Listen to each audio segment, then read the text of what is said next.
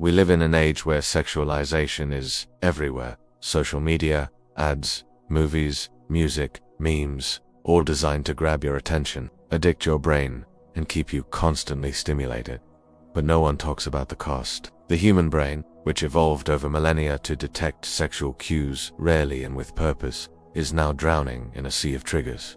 The result: silent addictions, overstimulated minds, unbalanced emotions, desires that aren't even yours. The question is, how do you take back control? The answer begins with a fundamental Stoic principle: master your mind or be enslaved by it. Let's understand how desexualizing your brain can be the first step to a clearer, freer, more purposeful life. Desexualizing the brain is not about repressing sexuality. It's not about denying it exists or eliminating sexual desire from your life. It's about reclaiming balance and the freedom to choose when, how, and why you engage with this part of your nature. Imagine your mind as a wild horse. Sexuality, when left unchecked, takes the reins and drags you without direction. Desexualizing is putting the reins back in your hands. It means retraining your brain, reducing excessive exposure to stimuli, rebuilding focus, and reinforcing your self-discipline. Stoicism teaches that the human being should pursue virtue,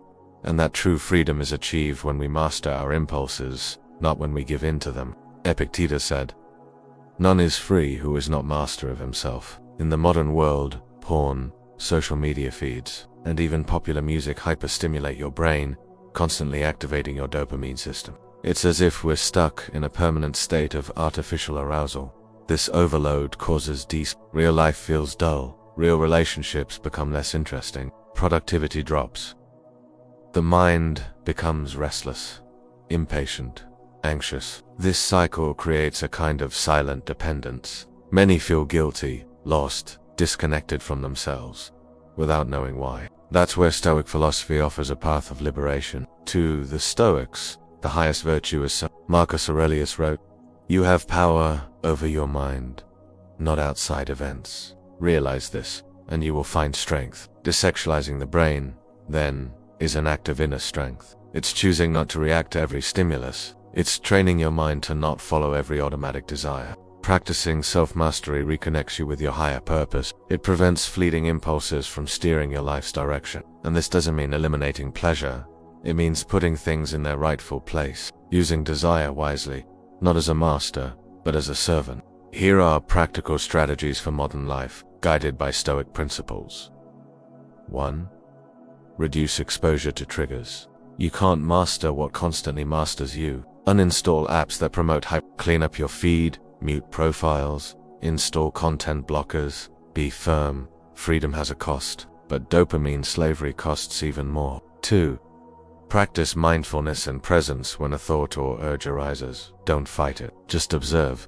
Say to yourself, "This is just a thought. It doesn't define me." Breathe deeply. Return to the now. Mindfulness here is Stoicism in action. It trains you not to react automatically. 3. Channel your energy toward greater purposes. Sexual energy is one of the most powerful forces we have. Transmute it. Use it.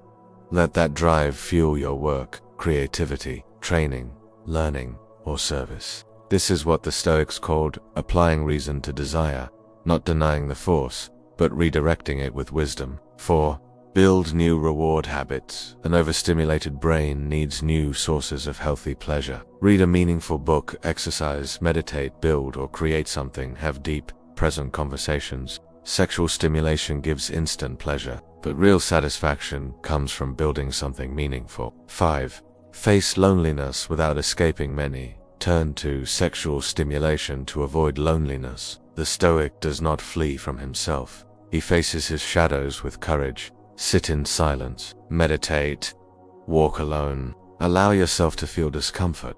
That's where your transformation lives. Desexualizing the brain also means changing how you relate to others. It's not rejecting sex, it's restoring its sacredness. Valuing real connection, real touch, real emotional bonds. The Stoic knows that desire must serve character, not the other way around. Build conscious relationships. Choose partners for their virtue, not just appearance. Build something solid, and pleasure will go much deeper. Over time, you'll notice your mind will be clearer, your focus will grow, your creative energy will rise, your self-esteem will strengthen, your presence will be felt more deeply, and above all, you'll feel like yourself again, like you've come home. Epictetus said, "Freedom is the aim of philosophy.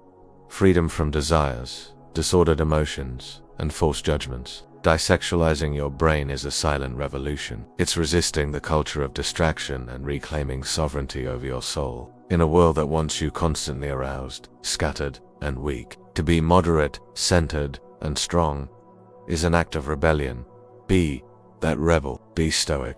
If this video resonated with you, like it and share it with someone who needs to regain control over their mind. Subscribe for more content like this, with philosophy, purpose, and practice for a clearer life.